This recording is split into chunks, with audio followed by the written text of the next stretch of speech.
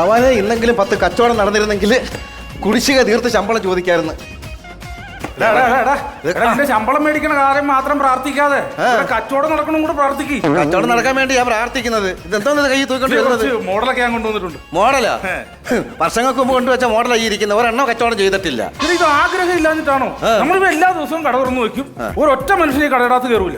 പിന്നെ വേറെ കാര്യമുണ്ടേ, എന്റെ അച്ഛന്റെ ഏറ്റവും വലിയ ആഗ്രഹമായിരുന്നല്ലോ ഞാൻ വലിയ കടക്കാരനായി കാണണമെന്ന്. അച്ഛന്റെ അതേപോലെ ആഗ്രഹങ്ങൾ സാധിച്ചല്ലോ. കാണാവുന്ന ലോണെല്ലാം എടുത്ത് കംപ്ലീറ്റ് ലോൺ വാരി കൂട്ടി മുട്ടൊരു കടക്കാരനായല്ലോ. ഇതാ കടയുടെ മുമ്പിലോട്ട് ഇരുന്നാട്ടെ. ഒരു രക്ഷയില്ല. ആളൂർ ഇവിടെ വരേണ്ട കാര്യം നമ്മൾ കേസും കാണുന്നൊന്നും പോയില്ലല്ലോ. ആളൂരല്ല, പിന്നെ ചെരുപ്പ് വാങ്ങാൻ ആള് വരുന്നെന്ന്.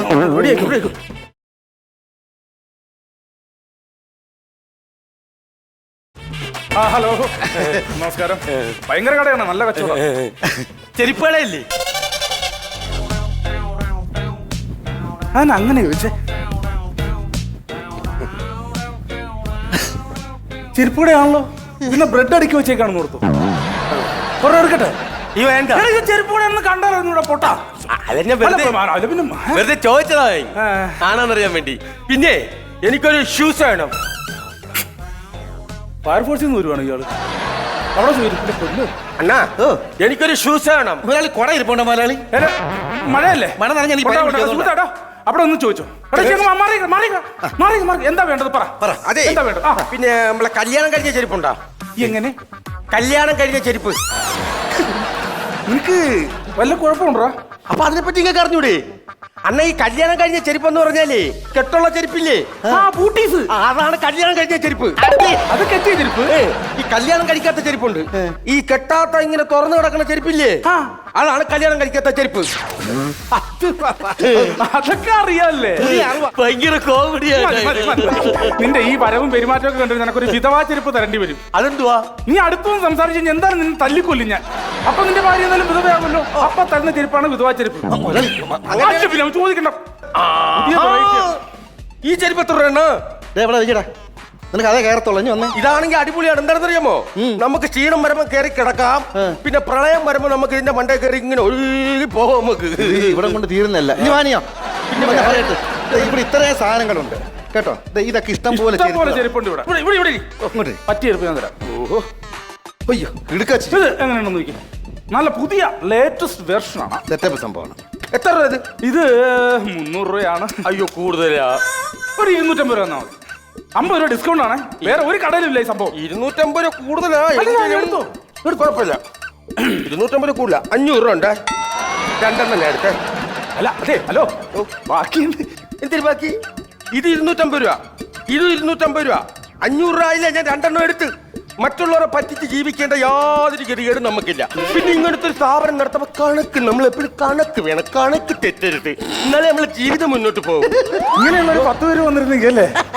ഓ, ഏതായാലും കൈനീട്ടല്ലേ ദൈവമേ. എവിടെ കൊണ്ടുവന്ന് ഇനി വന്നേ. ശമ്പളം താ മുതലാളി, എനിക്ക് ശമ്പളം താ മുതലാളി. 6 മാസം ശമ്പളം തരാളി. ഇപ്പൊ പൈസ കിട്ടിയല്ലേ? 500 നോട്ട് എത്ര മാസമാണ് ഞാൻ കണ്ടിട്ട്. ശമ്പളം താ മുതലാളി. നീ ഈ സമയത്ത് തന്നെ എന്നോട് ശമ്പളം ചോദിക്കുമോ? തിന്റെ വൈകുന്നേരത്ത് തിരികെത്തിക്കുമ്പോഴോ ചോദിക്കേണ്ടത്? ആഗോള തലത്തില് ഡോളറിന്റെ വില ഉയർന്നു, രൂപയുടെ വില ഇടിഞ്ഞു, ക്രൂഡ് ഓയിലിന് വില കയറി, ബാരലിന് $46, സെൻസെക്സ് താന്നു, സൂചിക താന്നു. ഈ സമയത്ത് നീ എന്നോട് പേയ്മെന്റ് ചോദിക്കേണ്ട വല്ല കാര്യമുണ്ടോ? അത് മനസ്സിലാക്കണോടാ.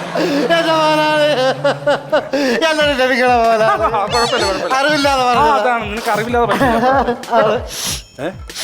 പോളിഷ് ഉണ്ടോ? ഷൂ പോളിഷ് ഉണ്ടോ? ഷൂ പോളിഷ് ഉണ്ട്. നമ്മുടെ കടയിൽ സാധാരണ കുറഞ്ഞ പോളിഷേ ഇല്ല. സാധനം വേണം, ലോക്കൽ കമ്പനി ആവരുത്. നന്നായിട്ട് തിളങ്ങണം കേട്ടോ. തിളങ്ങണ സാധനം നന്നായിട്ട് തിളങ്ങണം. സാർ വേറെ ചെരുപ്പ് എന്തെങ്കിലും അങ്ങനെ എന്തെങ്കിലും? ചെരുപ്പ് ഐറ്റംസ് ഒന്നും വേണ്ട, എനിക്ക് ദുബായിക്ക് പോകാനുള്ള. നന്നായിട്ട് തിളങ്ങണം. നല്ല സ്റ്റാഫാ കേട്ടോ.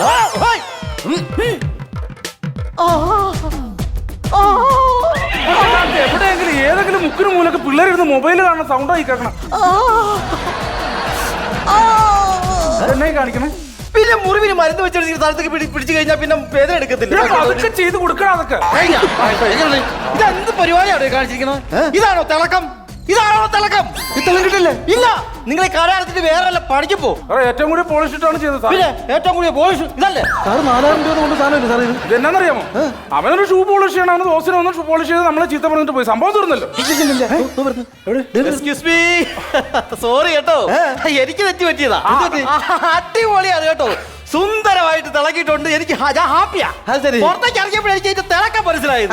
അടിപൊളിയായിട്ട്. ഇതിന്റെ ഒരു 4 എടുക്കട്ടെ സാറേ? വേണ്ട, 6000 രൂപ ഉള്ളൂ. വേണ്ടത് വേണ്ട. പിന്നെ നിങ്ങൾ എന്തായാലും ഈ കാലിലേക്ക് പോളിഷ് അടിച്ച് തന്നു, ഈ കാലം കൂടി ഇത് പോളിഷ് അടിച്ച് തന്നാ മതി. അത് ശരി. കാലങ്ങനെ വെച്ചു, കാലങ്ങനെ വെച്ചു, അടിച്ചു തരും. ഇപ്പൊ ഭംഗിയായിട്ട് അടിച്ചോ, നല്ല തിളക്കം വേണേ. അത് നിങ്ങളെ ബന്ധു വേണോ? ആണോ?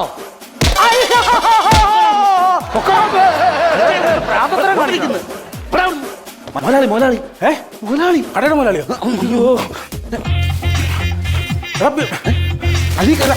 അത് കാണുമെന്ന് നീ ചോദിക്കണമെങ്കിൽ ചെരുപ്പിന്റെ പരസ്യമാണെന്ന് പറഞ്ഞു കേട്ടോ.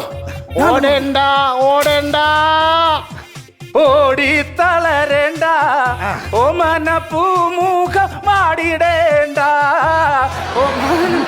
ഓമന പൂമുഖം പാടാതെ സൂക്ഷിച്ചാലേ ഈ ഓമന ചുണ്ടത്ത് ഞാനൊരു ഉമ്മ നൽകാം. ഫ്രഞ്ച് കസ് അടിച്ച ആൾക്കാർ പിടിക്കൂലേ? നടക്കണല്ലേ? 8 മാസമായി വാടക തന്നിട്ട് ഒന്നുകിൽ വാടക തരിക അല്ലെ കട ഒഴിയാം. മുതലാളി തന്നെ സംഭവം എന്നറിയാവോ?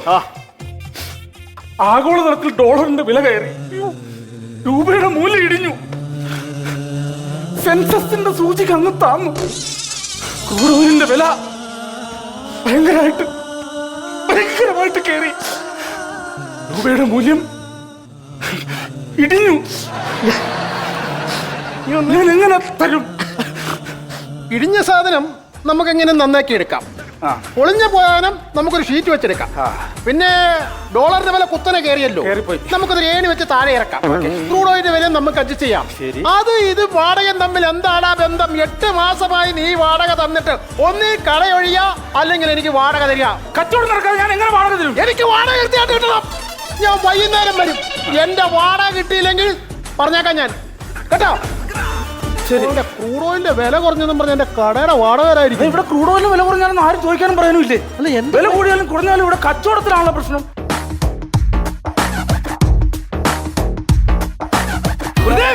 സുരേഷ്, നീ ഇത് എവിടെയായിരുന്നു മരം കയറി? സുഖമായിരിക്കുന്നു. സുഖമായിരിക്കുന്നു. ഞാനും സുഖമായിട്ടിരിക്കും. എന്ന് പറഞ്ഞാൽ ഞാനിങ്ങനെ അഡ്ജസ്റ്റ് ചെയ്ത് പോകുന്നു. കുറച്ച് ലോണും കാര്യങ്ങളൊക്കെ എടുത്ത് അങ്ങനെ ഒരു ചെരുപ്പ് കടയൊക്കെ നടത്തുന്നു. കച്ചവടം വളരെ മോശമാണ്. എത്ര നാളാണ് നിനക്ക് നേരെ ഒന്ന് നോക്കണേ. ഞാനിപ്പോ മോട്ടിവേഷൻ രംഗത്ത് തിളങ്ങി നിൽക്കുന്ന ആളാണ്. എന്ന് വെച്ചാല് ഈ മാനസികമായി തകർന്നിരിക്കുന്ന ചെറുപ്പക്കാരെ, സാമ്പത്തികമായി ബുദ്ധിമുട്ടുന്ന ചെറുപ്പക്കാരെ, അതിൽ തൊഴിലില്ലാതെ മനോദുഃഖം അനുഭവിക്കുന്ന ഒരുപാട് ചെറുപ്പക്കാരെ, ഇവരെയൊക്കെ പ്രൊമോട്ട് ചെയ്യുക, അവർക്ക് വേണ്ട സ്വാതന്ത്ര്യം നൽകി, അവർക്ക് വേണ്ട എന്താ ഒരു വിശ്വാസം നൽകി ഈ സമൂഹത്തിന്റെ ഉന്നതിലേക്ക് കൊണ്ടുവരിക. അതാണ് ഇതിന്റെ മോട്ടിവേഷൻ ഉദ്ദേശിക്കുന്നത്. ഇവിടെ ഇരുന്ന് അപ്പൊ ഞാൻ അതാ ചെയ്തോണ്ടിരിക്കുന്നത്. അതായത് എനിക്കിവിടെ കച്ചവടമൊന്നുമില്ല. ഞാൻ ആ പാട് തെണ്ടി കുത്തുവാള എടുത്തിരിക്കുകയാണ്.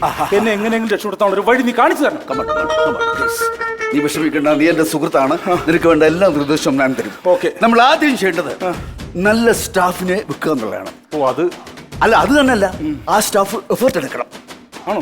ഒരു കാര്യം ഞാൻ പറഞ്ഞേക്കാം. ഇത്രയും നാൾ ഞാൻ മോഹൻലാലിന്റെ പട്ടിയെ പോലെ ഈ കടയിൽ നിന്ന് ശമ്പളം മോഹൻ വാങ്ങിച്ചിട്ടില്ല. പക്ഷെ ഞാൻ ഇത് എടുത്തിട്ടില്ല. ഞാൻ ഈ എഫേർട്ട് എന്ന സാധനം ഞാൻ എടുക്കത്തില്ല മോഹൻലാലി. എന്റെ സഹോദരൻ നിങ്ങൾ മോഹൻലാലി ഇല്ലാത്തപ്പോ ഞാൻ മോഹൻലാലി ഇല്ലാത്തതിന് സഹോദരന്റെ കല്യാണത്തിന് 3000 രൂപ മേശന്ന് എടുത്ത്. അത് സത്യമാ. പക്ഷെ ഞാൻ അത് മോഹൻലാലി ഇല്ലാത്തപ്പോ. പക്ഷെ എഫേർട്ട് എന്ന് പറയുന്ന സംഭവം എനിക്കെന്തൊരു മോഹൻലാലി വില കൂടിയ സാധനം. എഫേർട്ട് നീ എടുത്താലും കുഴപ്പമില്ല, അതെനിക്കൊരു വിഷയമല്ല. ഞാൻ ഇന്നല്ലെങ്കിൽ നാളെ വേറെ ഉണ്ടാക്കി എടുക്കും. അതല്ല പിന്നെ എഫേർട്ട് എന്ന് പറഞ്ഞാൽ അതല്ല. നിങ്ങൾ മോഹൻലാലിന്റെ കൂടെ നിൽക്കുമല്ലേ, അയക്ക് നല്ല സഹായിയായിട്ട് വരണം. നിങ്ങളുടെ ആത്മാർത്ഥം നിങ്ങൾ ജോലി ചെയ്യണം. എന്റെ മോട്ടിവേഷൻ സ്വീകരിക്കാൻ നീ തയ്യാറാണോ? ഞാൻ തയ്യാറാണ്. എനിക്ക് തന്നെ ഞാൻ രക്ഷപ്പെടുത്താം. നീ ആദ്യം ഒരു ലോൺ എടുക്കണം. ഈ ലോകത്തുനിന്ന് മുഴുവൻ ലോൺ എടുത്ത് ഞാൻ ആ പാടെ താഴ്ന്ന തരിപ്പണായി നിൽക്കണം. ഇനി ലോൺ എടുക്കാൻ എങ്ങനെ കിട്ടൂല എനിക്ക്. അപ്പൊ ഒരു കാര്യം ചെയ്യ്, എനിക്ക് 2 ബോർഡ് നീ ഉണ്ടാക്കി തരണം. ഒന്ന് കട കാലിയാക്കൽ എന്നൊരു പേര് എഴുതിയൊരു ബോർഡും, മറ്റൊന്ന് ആദായ വിൽപ്പന എന്നൊരു ബോർഡും തരണം. പറ്റുമോ? അതെങ്ങനെ ശരിയാവണം? അപ്പൊ പിന്നെ ചിലപ്പോ ആദായ വിൽപ്പന എന്നൊക്കെ പറഞ്ഞ് നഷ്ടമല്ലേ എനിക്ക്? എടാ, ഈ ഇരിക്കുന്ന സാധനം ഒരൊറ്റ ദിവസം കൊണ്ട് ഞാൻ വിറ്റ് കാണിക്കാം. എന്റെ കൂടെ നീ നിൽക്കാൻ പറ്റും? ഞാൻ നിൽക്കാം. എനിക്ക് ഞാൻ വിറ്റ് കാണിക്കാം. അപ്പൊ നീ എന്നെ കട രക്ഷപ്പെടുത്തിയിരിക്കും. കട ആദായ വിൽപ്പന. ഓക്കെ. കട കാര്യങ്ങൾ പ്രമാണിച്ച് ആദായ വിൽപ്പന. രണ്ടെടുത്ത 4 4 4 8 8 10 ആദായ വിൽപ്പന ആദായ വിൽപ്പന ആദായ വിൽപ്പന. അതെ, അതെ. കട കാലിയാക്കണം. എങ്ങനെ? ഇത് എന്ന് പറഞ്ഞാൽ ഇതിപ്പോ നമ്മള് 400 രൂപയ്ക്ക് വിൽക്കണ ഷൂ ആണ് 200 രൂപയുള്ളൂ. 200. അതെ അതെ. എന്നാലും ഒരു ജോഡി മതി. ഒരു ജോഡി ഫ്രീ അല്ലേ? ഒന്ന് ഫ്രീ.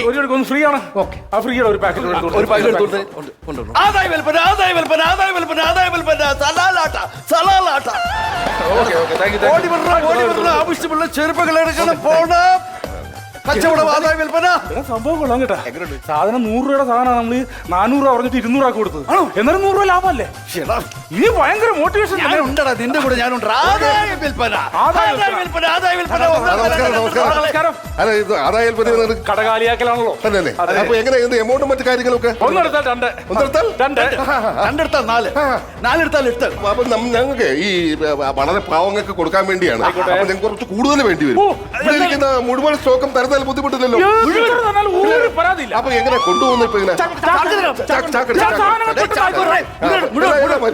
ആദായ വിൽപ്പന ആദായ വിൽപ്പന ആദായ വിൽപ്പന.